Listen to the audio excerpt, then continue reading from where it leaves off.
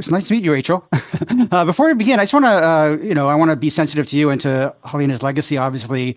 At this point, do you guys talk about what happened on October 21st as an accident or an incident, or what's sort of the wording you and Matt have kind of preferred? I guess I use both terms at times. So I just want to make sure. I don't want to just call it an accident because obviously there's a lot of factors involved with it. thank you for that. And I'm sure this is difficult to talk to because you're so close with Halyna. Did it take a lot of convincing by Matt for you to make this movie, or kind of you kind of thought about it and went to him, and then you guys discussed it and how to approach it? Like, what was kind of like the origin of making this movie about what happened? Well, at first, when Matt asked me, it was right after Helena died. I mean immediately on the day that he called to talk to me about, the things he had to do for her death, like planning the funeral. And so when this sort of appeared in that list of things, I kind of dismissed it. I didn't take it that seriously, and I figured Matt, in a state of trauma and shock, must be just, you know, kind of saying random things. As I also was in a state of shock and a fog as of trauma. But within about a week, when I saw what was going on with the news, it was extremely clear that Matt had absolutely asked me for this. And I went back to him and I said, Matt, are you sure about this? And certainly he was. And I came to understand why. It was because Halyna had been suddenly shared with the world. It wasn't like just day one, this is our personal trauma, we have to plan her death and her funeral and all the horrible things that go along with that. It was, we have to protect the information about Halyna that the world is getting, which is just this victim of an onset tragedy with a celebrity. And it felt wrong to see her in only that light when we understood and knew how huge of a role she played in so many people's lives and how incredible of a person she was. No, absolutely, absolutely. So where do you even begin? I mean, obviously, I mean, I know obviously there's investigations going on, the police are involved, there's trials, all that stuff. I mean, where do you begin? Like, what's your first steps? I mean, one of the things about this film that I think is unique is that in many ways the first step was just trauma for me, just processing as a friend the how awful it was for her just to not be around, which was hard enough. It's still actually hard, but the actual next step was I said to Matt, I know this is going to be hard and I really don't think I can do it alone. I need somebody who can join me and be a partner in this. Can we get Julie Metz? And I specifically said Julie for two reasons. The way I knew Halyna was because of our kids. My son and her son were friends, and Matt is very, very close to my son as we are the sort of family unit. So Julie has a son who's also part of that family unit with our three sons, like the Three Musketeers. But amazingly, Julie, like me, also works in documentaries.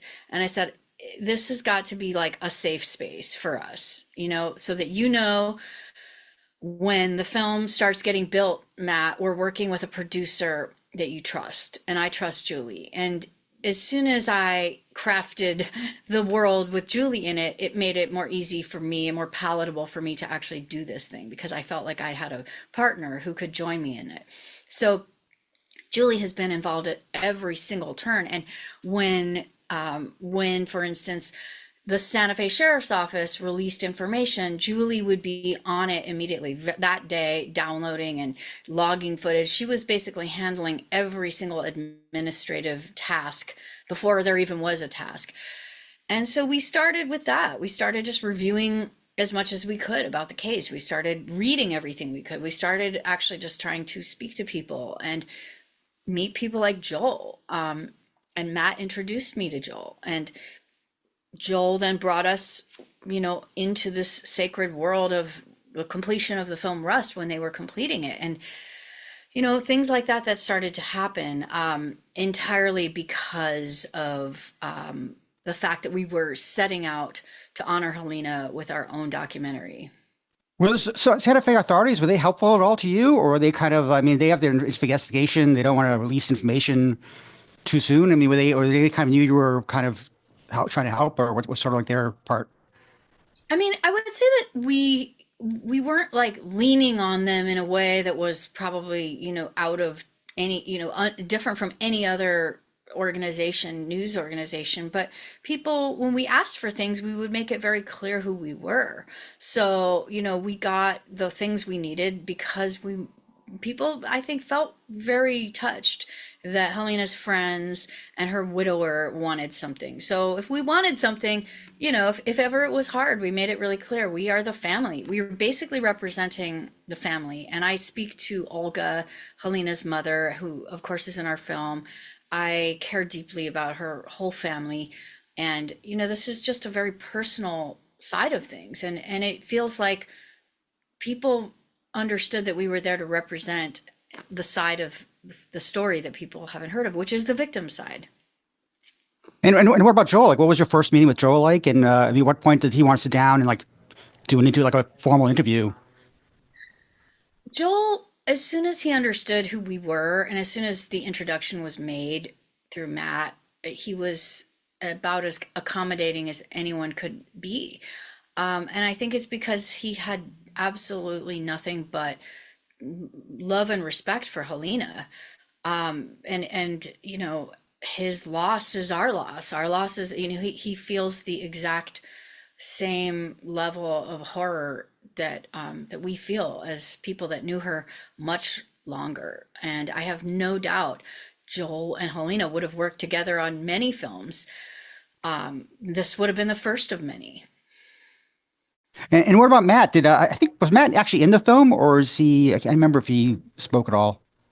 No, the only footage we have of Matt was a very small clip from a memorial that he gave a speech at Helena's memorial. Was that he didn't want to be in it, or was that just didn't think it was necessary, or? I would say this, it's really difficult to understand the type of trauma that a person in his position would have endured. Matt had been thrust into the spotlight because of something out, not only out of his control, but his worst nightmare.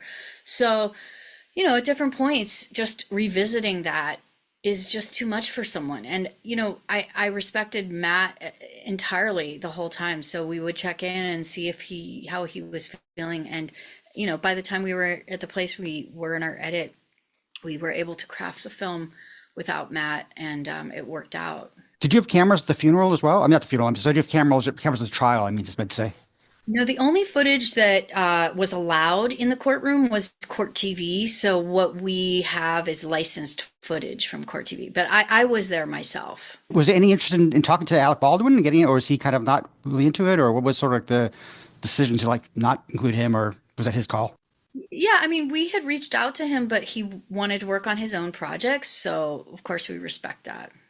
And did you go to Camera Image at all? Were you there when they showed Russ? What was like the reaction like there?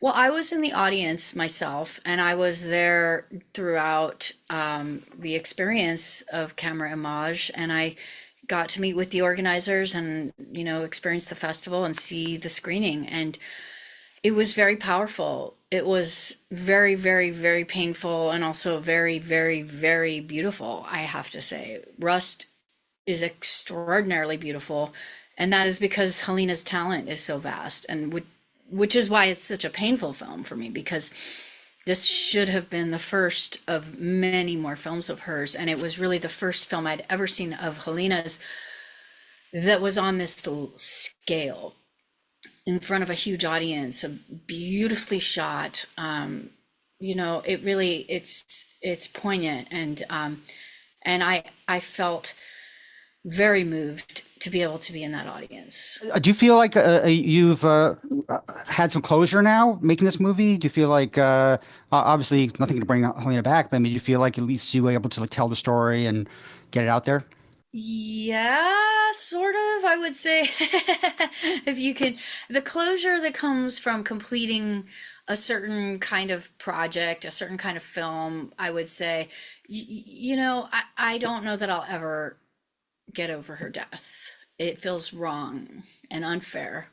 Yeah, I understand. I understand. Listen, Rachel, it's great talking to you. I'm glad you made this movie. I'm glad I've known about the story since it happened, and it's tragic, shocking, and hopefully there's some change happening, especially with guns on sets and that kind of stuff. It shouldn't be happening. So, I appreciate it. no, Thanks.